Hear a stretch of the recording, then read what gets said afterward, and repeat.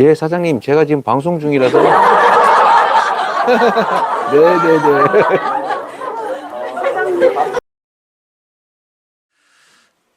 더불어민주당의 대학생 당원 동지 여러분, 정말로 반갑습니다. 환영합니다.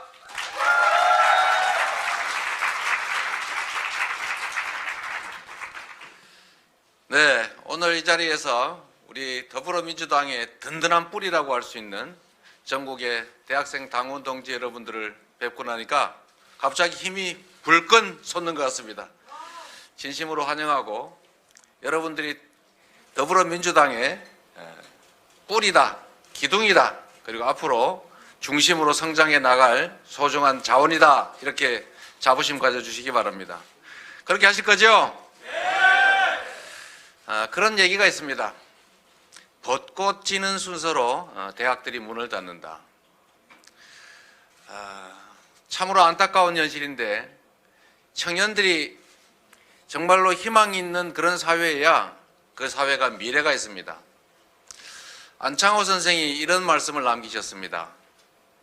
청년이 죽으면 민족이 죽는다. 우리 사회가 이 저성장 사회로 전환이 되면서 이 기회들이 줄어들고, 이 줄어드는 기회 때문에 가장 큰 피해를 입는 것이 바로 사회 초년병들입니다. 아마 여러분들 대학에 재학 중이면서도, 또는 대학원에 재학 중이면서도 미래에 대해서 매우 불안감이 크실 걸로 생각이 됩니다.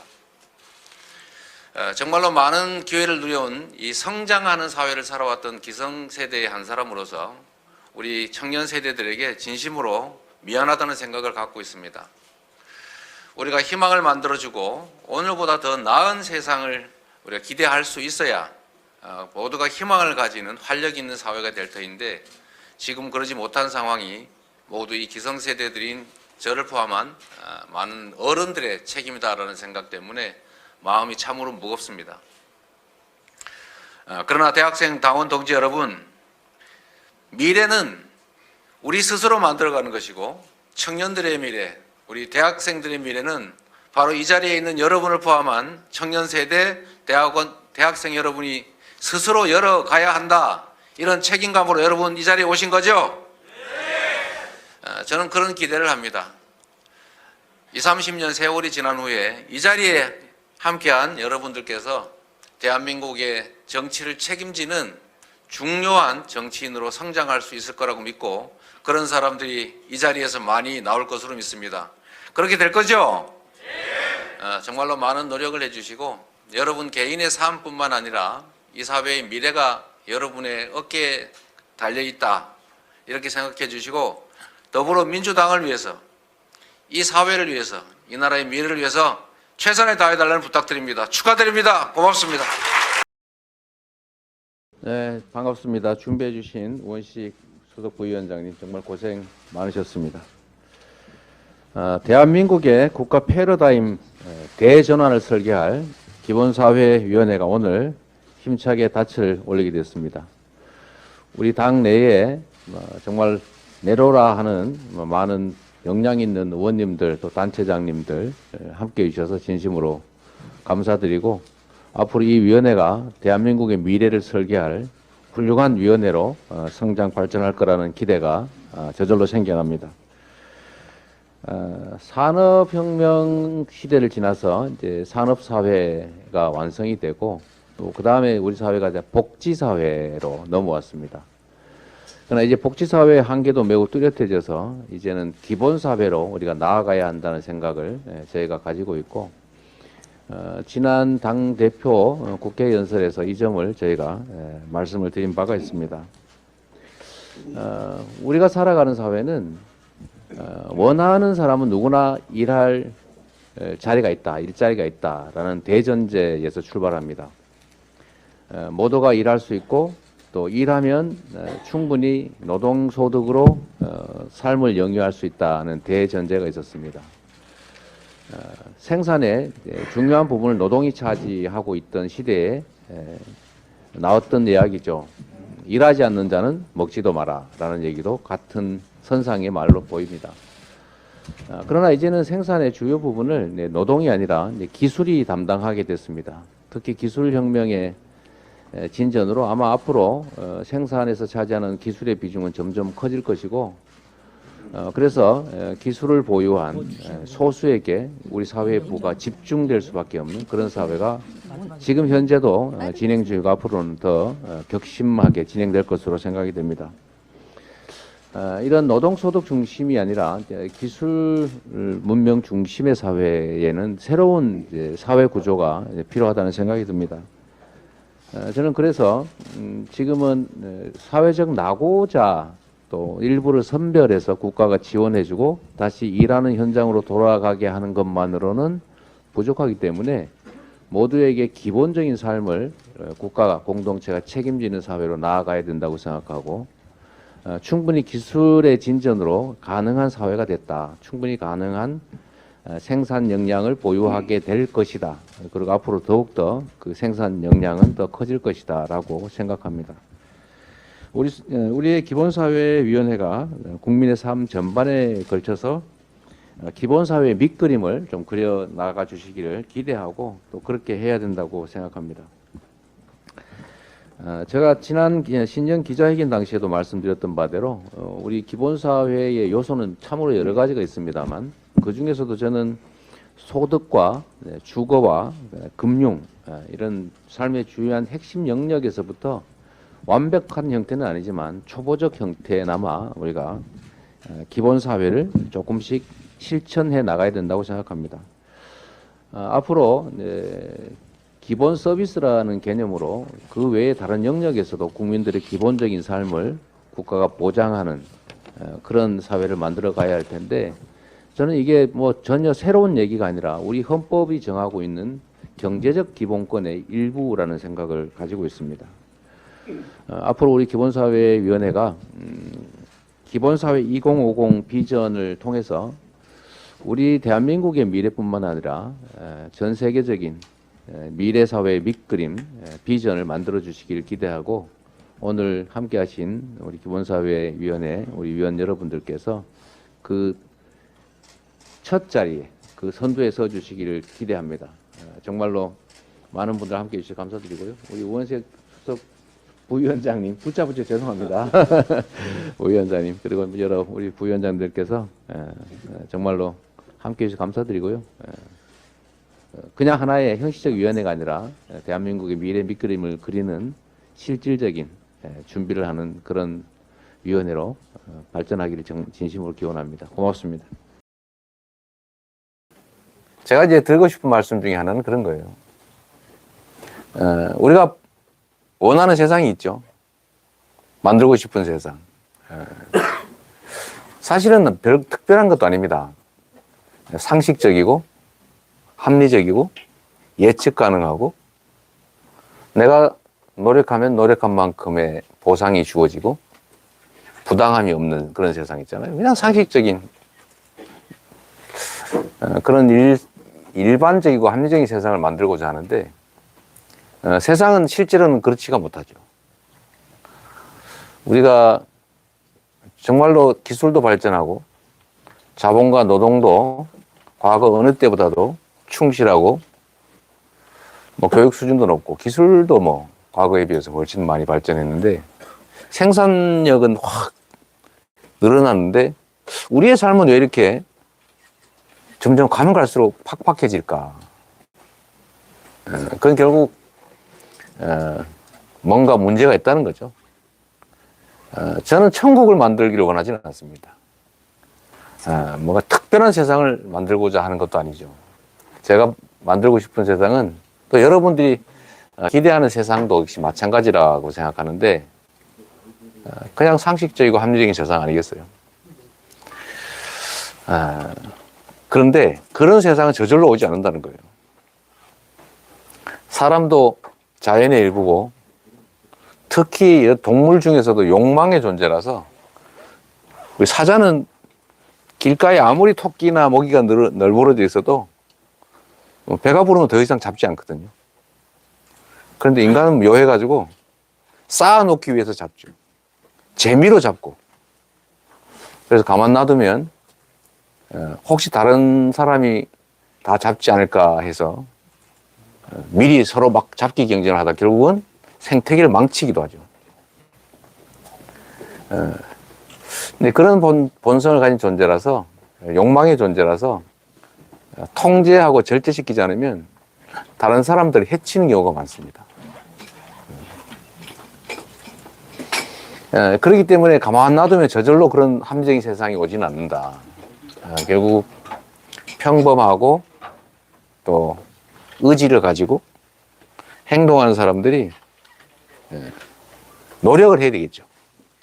특히 우리나 우리 다음 세대들의 더 나은 삶, 또 합리적인 세상을 원하면 우리가 노력해야 된다. 근데 우리라고 하는 게 참 막연하잖아요. 혹시 내가 열심히 하는데 다른 사람이 열심히 안 하면 나만 손해보는 거 아닐까? 뭐 그런 생각도 들 수 있고. 내가 하는 일이 이게 무슨 효과가 있을까? 바위 위에 계란치기 아닐까? 그런 생각을 하게 되지 않습니까? 그래서 무력증에 빠지죠. 근데 그러지 않게 하는 게 결국은 연대입니다. 연대. 내 곁에도 보이지 않지만 나와 뜻을 같이 하는 많은 동지들이 있을 거야. 어디 영화 장면이 그런 거 하나 있죠? 아니 꼭 뭐 우리가 이렇게 목숨 바쳐 싸운다고 독립이 오느냐 그러니까 그래도 우리가 싸우고 있다는 걸 보여줘야지. 뭐 이런 장면 보셨잖아요? 맞죠? 그게 희망을 만드는 거죠. 그런데 뭔가 노력을 해야 되겠는데 그럼 어떤 방법이 있느냐? 행동을 해야 되겠는데 행동을 어떻게 하느냐? 저는 그 행동의 가장 중심이 정보를 공유하는 거라고 생각해요. 사람들은 주어진 정보에 따라서 판단하잖아요. 맞죠? 주어진 정보에 따라 판단을 하니까 정보가 왜곡된 잘못된 정보가 막 들어오면 누구처럼 그렇게 얘기하게 되는 거죠. 제주 4.3은 뭐 북한에 누가 시켜서 뭐 한 거다 뭐 이런 식의 얘기를 하게 되잖아요. 맨날 들은 게 그거니까. 잘못된 정보가 잘못된 판단을 만들고 잘못된 사람을 만드는 거죠. 그래서 많이 정보를 알려야 되는데 그게 언론의 역할이기도 하지만 충분치 않으니까 우리 스스로 많이 알리자. 사실 오늘 제가 이제 드리고 싶은 말씀 중에 이런 게 있어요. 우리가 잘하려고 노력하는데 그게 가끔씩은 부작용을 빚는다. 그런 게 있어요. 우리 박홍근 원내대표께서 참 이 특정인을 말씀드리면 안 되는데 박홍근 원내대표께서 원내대표 선거할 때 고생을 엄청나게 했대요. 왜 고생을 했냐 그랬더니 자기를 도와준다고 생각했는지 모르지만 박홍근 안 찍으면 죽는다 너 뭐 이런 식의 문자 폭탄을 자꾸 보내니까 그 받은 사람들이 에이 너 원래 도와줄라 하다가도 내 싫다 그런 분들이 많았대요. 뭔 얘기인지 아시잖아요. 그래서 얼마 전에 제가 몇 번 했죠. 네, 문자 폭탄 같은 거 보내지 말자. 진짜 우리가 도움이 되려면 옛날에 우리 그거 했잖아요. 포지티브. 근데 어느 순간 이게 사라져 버린 것 같아요. 네, 억압이 중심이 된 것 같습니다. 이 사람의 마음을 얻는 게 정치인데 그렇잖아요. 지금 무력으로 어떻게 제압할 수 없지 않습니까? 권력으로도 제압되지 않는 건데 사람이라고 하는 게.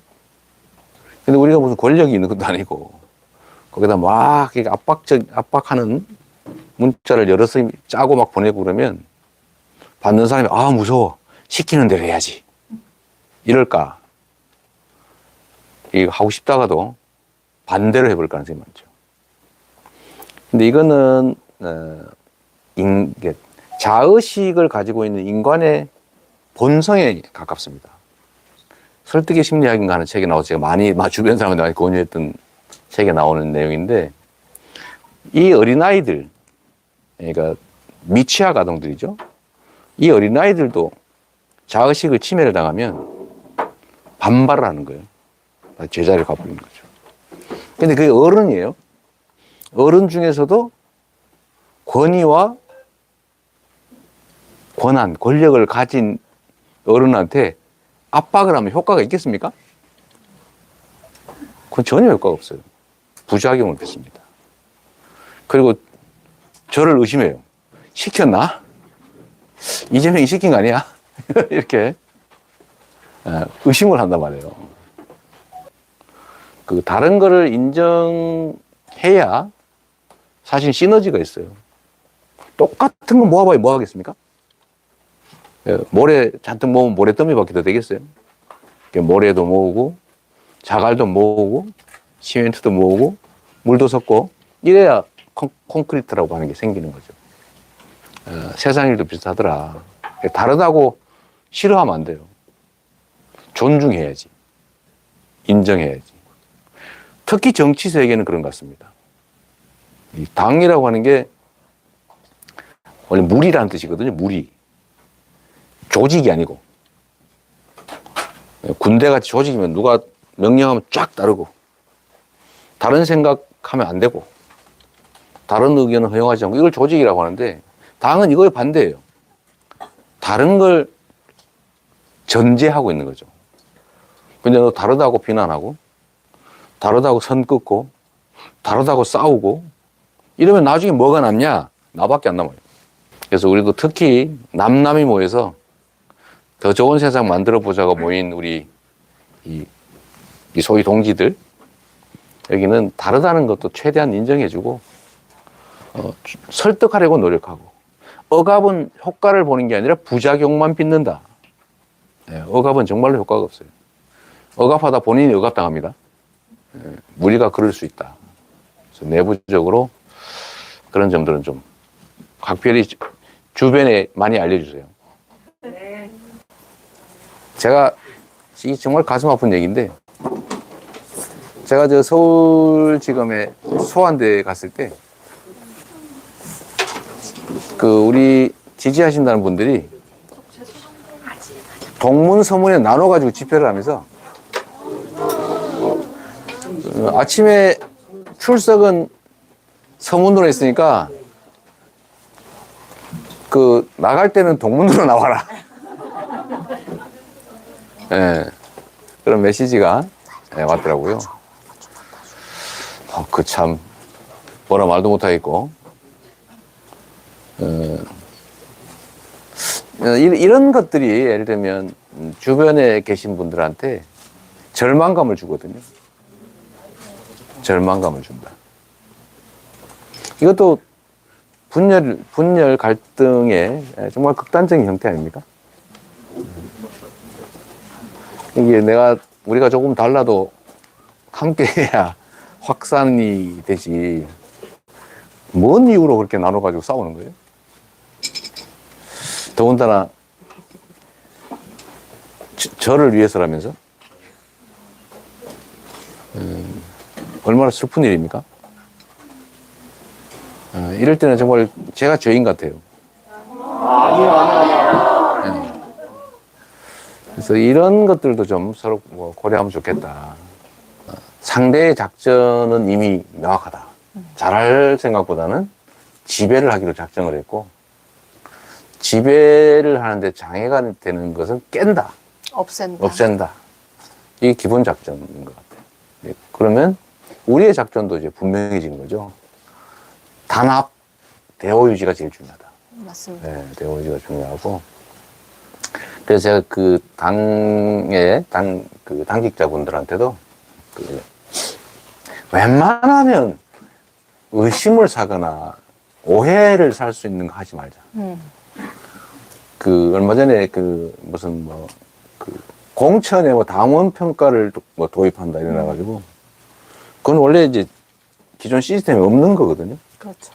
그런데 그건 당직자 평가 항목에 원래 있는 건데 당직, 그러니까 지역위원장 뭐 이런 거. 근데 공직 평가에는 없는 건데 그걸 하려면 바꿔야 돼요. 근데 그걸 바꿔서 그런 식으로 넣으면 기분은 좋을지 몰라도 얼마나 분란이 발생하겠어요. 그래서 지금은 저는 이제 결론을 낸 게 물론 이것도 많은 사람들이 원하면 바꿀 수 있지만 지금은 이기는 게 정말로 중요하고 이게 만약에 내년 총선에 우리가 깨지든지 이래가지고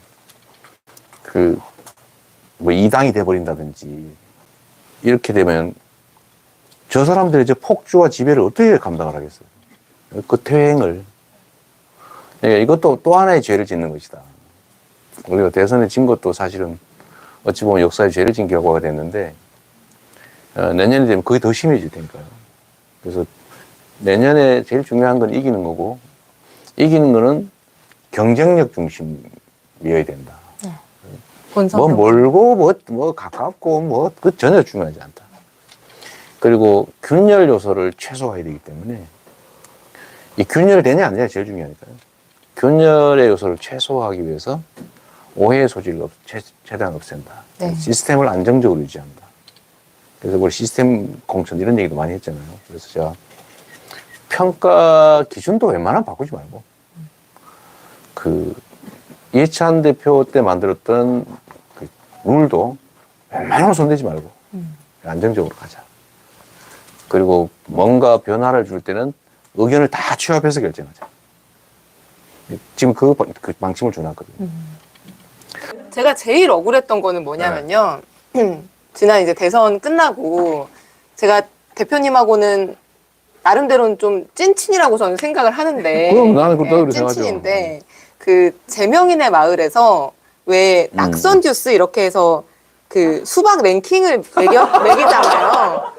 근데 그때 뭐 진짜? 때문이었는지는 기억이 안 나는데 제명인의 마을에서 그 이제 미워하는 그 낙선 듀스 거기 제가 1등을 했더라고요. 그래서 아니 제가 다른 데서 미움을 받으면은 이해를 할 수 있는데 내가 그래도 이재명 대표님 찐친인데 나를 1등으로 하시다니 이러면서 좀 억울한 억울한 마음이 이분 말씀에도 지금 답이 들어있거든요.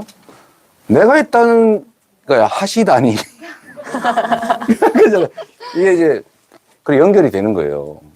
왜냐하면 지금도 이제 그런 뭐 문자 폭탄 또는 뭐 그런 이런 거 만들어 가지고 뭐 이렇게 표 만들고 뭐 이런 것 막 돌아다니는데 이래 놓으면은 거기 들어가 있는 분들이 누구를 원망하겠어요? 그러니까 이게 결국은 공격의 빌미가 되고 어쨌든 그게 득이 되는 게 아니라 실이 되죠. 그리고 이제 극렬하게 이렇게 막 단단하게 뭉치는 것 같지만 결국은 다 떨어져 나가는 겁니다. 결국 다 나중에 소수가 되죠. 누군가를 왕따 시키려고 끊임없이 노력하면 지가 마지막에 왕따 돼 있다니까요. 다 쳐내고. 그래서 그런 거 진짜 신경 써야 됩니다. 앞으로 생각보다 상처 주는 단어라 우리 안에서는 그런 거 안 쓰면 좋고. 누가 세상에서 제일 귀엽지? 나? 정말 저한테 왜 이러세요?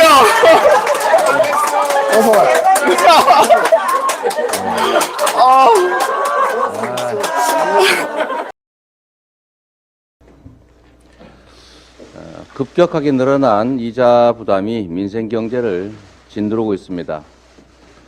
앞으로 일정 기간이 지나면 아마도 담보대출에 대한 국민 부담이 한계를 지나면서 아마 더 심각한 상황이 벌어질 가능성이 높습니다. 한국은행 자료에 따르면 지난 1년 동안 가계의 이자 부담이 무려 37조 원 늘어났다고 합니다. 이 때문에 3040 대출자들은 은행 빚을 갚는데 소득의 절반을 쓰고 있다고 합니다. 불어난 대출 원리금 상환 압박 때문에 수많은 자영업자들이 도산의 기로에 놓여 있습니다. 특히 최근 통계를 보면 중산층들인 월급쟁이들의 세부담이 대폭 늘어났다고 합니다. 이 와중에 초부자들의 세금을 깎아주고 있어서 상대적인 중산층 서민들의 부담, 소득 감소가 훨씬 더 늘어난 상태입니다. 특히 이 중에 이자 문제가 심각합니다. 서민들은 이자 폭탄 때문에 등골이 부러질 지경입니다. 국민들을 상대로 손쉬운 이자 장사를 벌여온 시중은행들은 이와 반대로 역대급의 수익으로 성과급 파티를 벌이고 있습니다. 고금리의 부담은 고스란히 국민에게 전가되고 있고 그 과실은 소수의 금융기관들이 독점하고 있습니다. 이런 와중에 대통령께서 고금리로 인해서 국민들의 고통이 크다 수익을 국민들과 자영업자 소상공인들께 상생 금융 혜택으로 돌아갈 수 있게 해야 한다고 말씀하셨다고 합니다. 윤석열 대통령님의 인식과 대처 방안에 모두 동의합니다. 그동안 민주당은 은행의 공공성을 강조하면서 국민들께 부담을 전가하는 방식은 옳지 않다라는 점을 거듭 지적해 왔습니다. 그래서 정부와 금융기관이 1.5%씩 금리를 부담해서 자영업자들의 이자를 감면하는 내용을 저희가 30조 민생 프로젝트에 이미 포함시켜서 제시한 바가 있습니다. 이러한 문제에 대한 민주당과 정부의 인식, 특히 대통령의 인식이 동일하기 때문에 이 문제에 대한 대응도 쉽게 해낼 수 있다고 생각됩니다.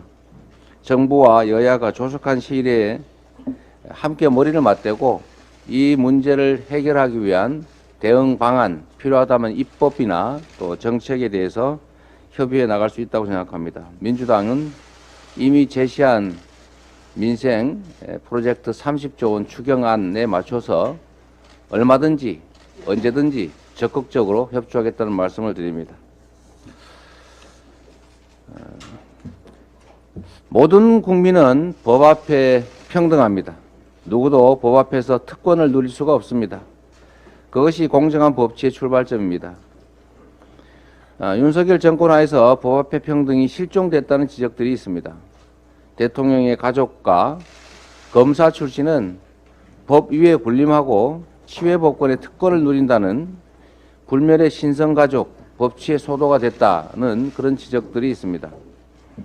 힘없는 서민과 정적을 향해서는 한없이 잔혹한 검찰의 칼날이 특권 계급 앞에서는 종이 호랑입니다. 최고 권력자에게 사법적 면죄부를 상납하는 데 급급한 검찰의 수사는 국민의 신뢰를 잃었습니다.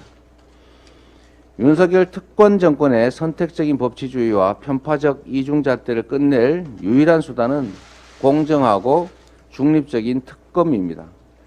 특검을 통해서 수년간 이어지는 소모적 논쟁들을 이번 기회에 확실하게 정리해야 합니다. 국민적 의혹 사안 해결은 특검에 맡기고 이제 모든 역량을 민생 경제 살리기에 집중할 것을 당부드립니다. 특검을 끝까지 거부하면 관련 의혹이 내내 꼬리표처럼 따라다니지 않겠습니까? 정권의 도덕적, 법적 정당성에 큰 부담이 될 수 있습니다. 정권 스스로를 위해서도 특검이 필요하다라는 말씀을 드립니다. 이상입니다. 소상공인 출범식에 우리 위원장님을 연호해 주셔야지.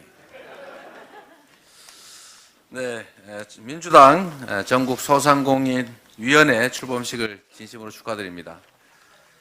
전국 소상공인 위원회가 과거에 특별위원회 형태로 있다가 이제 이번 전당대회에서 전국 위원회로 승격됐습니다. 승격된 위상에 맞게 더 큰 역할 기대합니다. 특히 민병덕, 이동주 두 분 공동위원장님 그리고 전국 곳곳에서 오신 소상공인 당원 동지 여러분들을 진심으로 환영하고 축하드립니다. 고맙습니다. 소상공인은 전 세계에서 우리나라의 비중이 매우 높은 편에 속합니다. 우리 민생 경제의 모세혈관 그리고 실뿌리 같은 역할을 하고 있습니다. 정말로 많은 우리 국민들께서 종사하고 계신 중요한 산업의 한 축이라고 생각이 됩니다. 그런데 600만에 이르는 소상공인 자영업자의 삶이 현재 토대에서부터 흔들리고 있다는 생각이 듭니다. 그 긴 코로나의 상처에다가 최근에는 이자 부담이 커지고 있고 거기다가 원재료 가격 그리고 인건비 상승 때문에 2중 3중의 고통을 겪고 있습니다. 특히 작년 말 기준으로 자영업자의 대출 규모가 사상 최대인 1,000조 원을 넘어섰다고 합니다. 극심한 경기 침체 때문에 소상공인들의 올해 매출 또 순이익이 반토막 날 것이다 라고 하는 정말 안타까운 전망도 있습니다. 우리 600만 소상공인과 그 가족들의 삶이 통째로 위협받고 있는 정말로 심각한 상황이다라는 생각이 듭니다. 사정이 이런데도 우리 안타깝게 윤석열 정부에서는 소상공인 정책 자금을 30% 가까이 삭감했습니다. 재벌 초부자들에게는 수십조 원에 이르는 감세를 해주면서도 600만에 이르는 우리 소상공인들에 대한 지원은 대폭 줄이는 이해할 수 없는 일들이 현재 벌어지고 있습니다. 골목 상권의 온기가 돌아야 민생 경제 전체의 회복도 빨라진다는 거 분명한 사실입니다. 이를 위해서 소상공인들에 대한 참으로 진정한 특단의 정책이 필요합니다. 최근에 난방비 전기료 부담도 올라서 엎친 데 덮친 격에 피해를 입고 있습니다. 그래서 우리 민주당은 30조 원 규모의 민생 프로젝트를 제안하고 정부의 30조 원 추경을 제안했는데 그 내용 중에 상당 부분이 자영업자 소상공인에 대한 지원 대책입니다. 정부에서 우리 제안을 진정성 있게 받아들이고 신속하게 집행 가능한 정책을 만들어낼 수 있도록 다시 한번 협조를 요청드립니다. 여러분께서도 함께 힘을 모아주시겠죠? 우리 민주당은 누가 뭐라 해도 서민과 중산층을 위한 정당입니다. 그래서 국민의 많은 비중을 차지하는 자영업자 소상공인에 대한 정책이 정말로 중요합니다.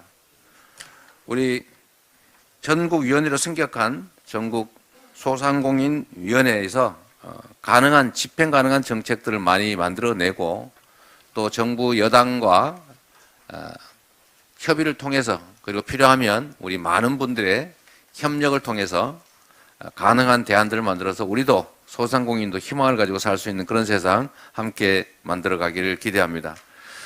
제가 이 자리에서 끝까지 함께하면 좋겠는데 요즘은 이런저런 출범식도 많고 해서 지금 제가 먼저 자리를 뜨는 거 양해해 주시길 바라고요. 여러분들의 이러한 노력들이 우리들의 삶을 개선하고 더 나은 내일을 만드는데 큰 보탬이 될 것으로 확신합니다. 다시 한번 축하드리고 감사합니다.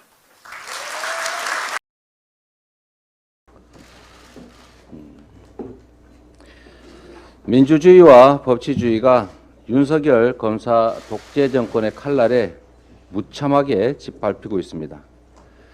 윤 정권의 만행은 법치의 탈을 쓴 사법사냥이기도 하고 역사적인 오점이 될 매우 흉포한 행위라고 생각됩니다.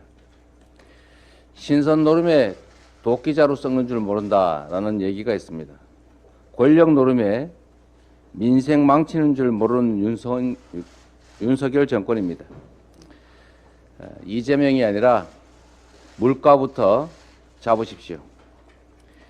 지금 국민의 삶이 온통 고통뿐입니다.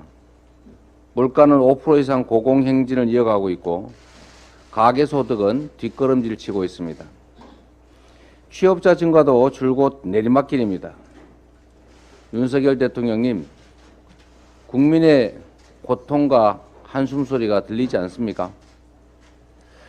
이재명 잡고 야당 파괴하겠다면서 사건 조작하는 그 힘으로 이자 폭탄, 난방비 폭탄 먼저 막으시기 바랍니다.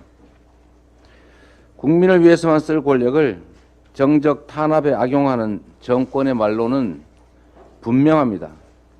윤 정권은 국민과 역사를 두려워해야 합니다. 민주당은 검사 독재 정권의 헌정 질서 파괴에 당당하게 맞서겠습니다. 무너지는 민주주의를 바로 세우고 민생을 지키겠습니다. 윤 정권이 정적 제거에 골몰하는 동안에 민생 경제가 악화일로입니다. 물가 폭탄, 이자 폭탄에 수많은 가게와 기업이 한계 상황으로 내몰렸습니다. 꽁꽁 얼어붙는 내수는 풀릴 기미가 없고 무역 수지는 연일 사상 최악을 기록 중입니다. 여기에 고용 한파까지 겹쳤습니다. 정부가 뒤늦게 공공요금 상반기 동결 같은 서민 생계비 부담 완화 대책을 내놨습니다. 전임 정부의 민생 고통 경감 노력을 포퓰리즘으로 매도했던 책임이 적지 않지만 그래도 안 하던 것보다는 낫습니다. 민생의 어려움을 이제라도 인식하는 것 같아서 다행으로 생각합니다. 그러나 이번 대책 역시 조삼모사, 폭탄 돌리기에 불과합니다. 정부가 발표한 대책의 예상 규모가 다 해봐야 고작 830억 정도밖에 안 된다고 합니다. 고작 이 정도 지원으로 생사기로에서 민생을 어떻게 살리겠습니까? 초부자들에게 수십조 원씩 선심 쓰더니 진짜 민생 예산은 그렇게 아깝습니까? 은발의 오줌 누기식 미봉책으로 대충 여론을 잠재우고 넘어가 보겠다는 그런 무책임한 발상 그만둬야 합니다. 필요한 입법과 예산 논의에 적극 협력할 테니 초부자만을 위한 정책 기조 전면 전환하고 30조 민생 추경, 7.5조 에너지 물가 지원금 그런 추경 협의 시작합시다. 윤 정권은 정적 제거에는 정광석화인데 민생 고통에는 함흥차사다. 이런 국민적 비판을 깊이 인식하시기 바랍니다. 이상입니다. 바쁜 시간을 내주신 우리 의원님 여러분, 그리고 불원천리 마다하지 않고 이 이른 아침에 전국에서 모여주신 원외 지역위원장님 여러분, 진심으로 환영하고 감사하고 또 한편으로 미안합니다.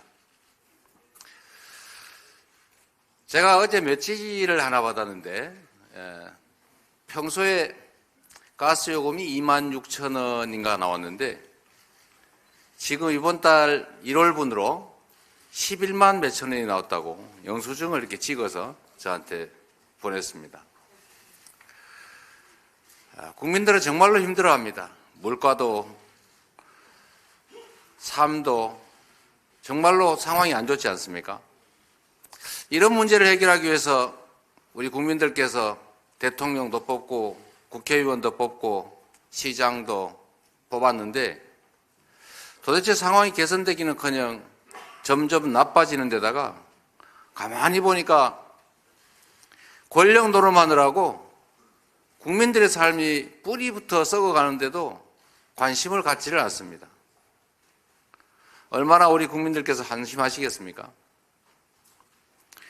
나라 살림을 개선하고 국가의 미래를 개척하고 우리 국민들의 민생을 챙기라고 권한을 줬더니 그 권한으로 정적 쳐내고 권력 장악하고 자기 권력 유지하느라고 세월 다 보내고 있습니다.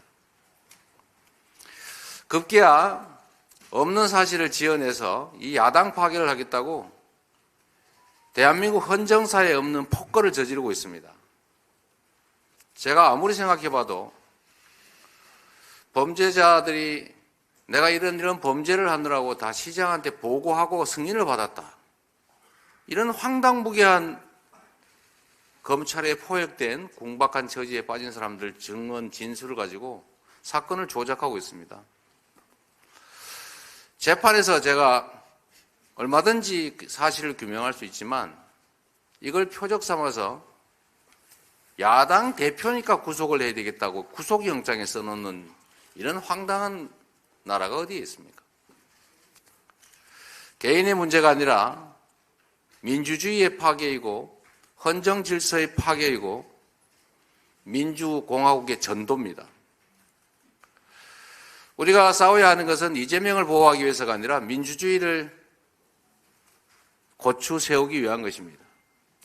우리 위원장님들의 노력이, 우리 민주당의 노력이 퇴행하는 민주주의를 우리 바로잡고 우리 국가 질서가, 헌정 질서가 제대로 서는 그런 계기를 만들 것이라고 확신하고 반드시 그렇게 해야 된다고 믿습니다. 고맙습니다.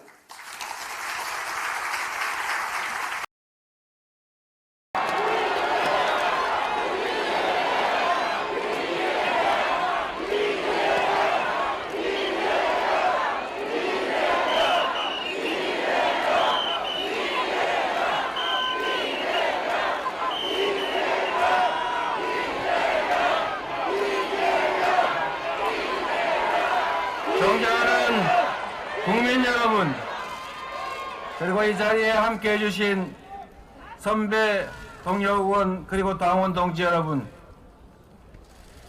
정치는 대체 무엇입니까? 주권자인 국민이 잠시 위임한 권한으로 국민의 더 나은 삶을 만들고 더 나은 내일의 국가를 만들어가는 것이 바로 정치의 목적 아닙니까, 여러분? 국민 없는 정치, 국민의 삶을 외면하는 정치는 존재할 이유가 없습니다. 정치의 주인은 국민입니다. 대통령도 국회의원도 그 어떤 정치인도 국민을 위해서만 존재하는 일꾼일 뿐입니다. 국가 권력은 오로지 국민을 위해서만 사용되어야 하는 것입니다. 국민의 삶이 풍전등화이고 파탄 지경입니다. 물가 폭탄, 이자 폭탄에 가계와 기업들이 한계에 직면하고 있습니다. 서민들의 월급 봉투 빼고는 오르지 않는 것이 없습니다.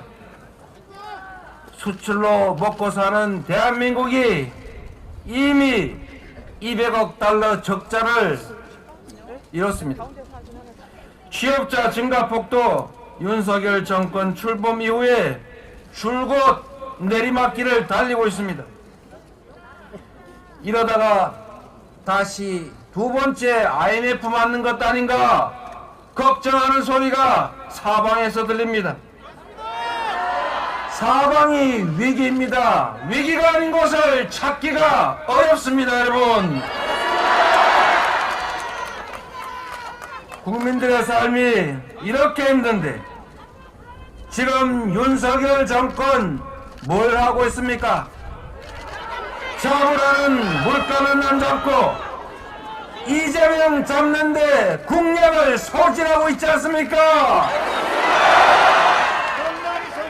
국민들 먹고 사는 문제 해결하는 데 쓰라고 권력 맡겨놨더니 야당 사냥 정적 제거의 혈안입니다.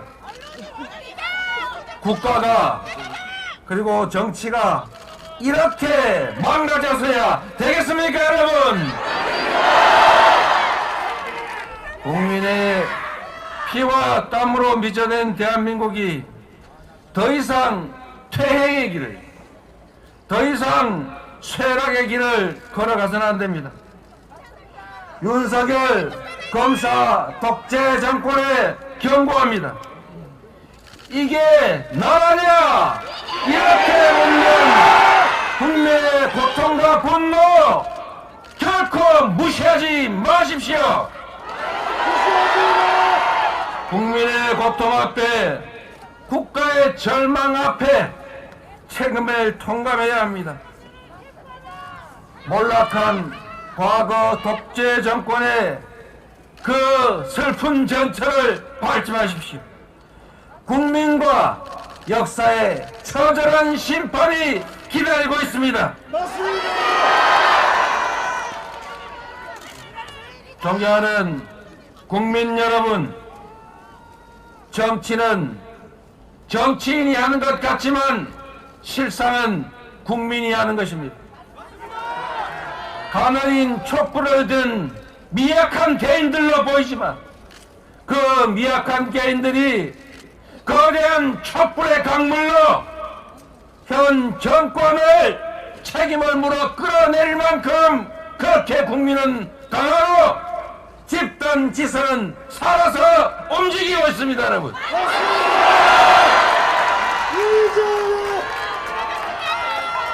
국민과 역사를 무시하지 마십시오.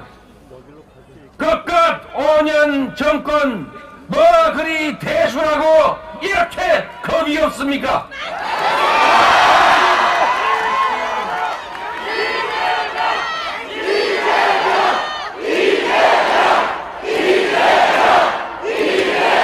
지금은 잠시 폭력과 억압으로 국민들이 눌리고 두려움에 쌓여서 저 뒤안길로 슬금슬금 피하는 것처럼 보일지 몰라도 어느 순간에 우리 국민들은 주권자로서의 권력을 되찾고 국민을 배반하고 나라를 망치는 권력의 책임을 강력하게 물을 것입니다.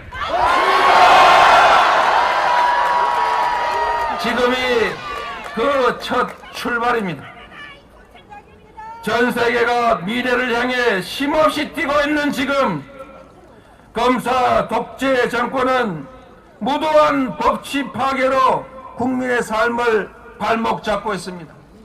온 세상이 미래를 준비하고 국민들의 더 나은 삶을 위해 총력을 다하고 있는 이때 윤석열 정권만은 과거로 돌아가고 국민의 삶을 외면하고 전 세계에서 고립돼 가고 있습니다. 저들이 흉포한 탄압의 칼춤에 정신이 팔려 있을지라도 저와 민주당은 굴하지 않겠습니다. 국민의 고통을 덜고 민주주의를 바로 세우겠습니다.